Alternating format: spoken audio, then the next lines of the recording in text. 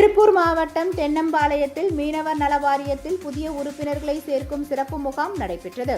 மீன்வள உதவி இயக்குனர் அப்துல் காதர் ஜெயிலானி, நலவாரிய உறுப்பினர் KM முருகன், கூட்டுறவு சங்க பிரதிநிதி அப்பாஸ், மீன்வள ஆய்வாளர் ரெஜினா ஜாஸ்மின் உள்ளிட்டோர் கலந்து கொண்ட இந்த சிறப்பு முகாமில் மீனவர் நல வாரியத்தில் உறுப்பினர்களாக இணைவதால் கிடைக்கும் விபத்து காப்பீடு, ஓய்வூதியம், கல்வி மற்றும் திருமண நிதியுதவி உள்ளிட்ட சலுகைகள் குறித்து விரிவாக விளக்கமளித்தனர்.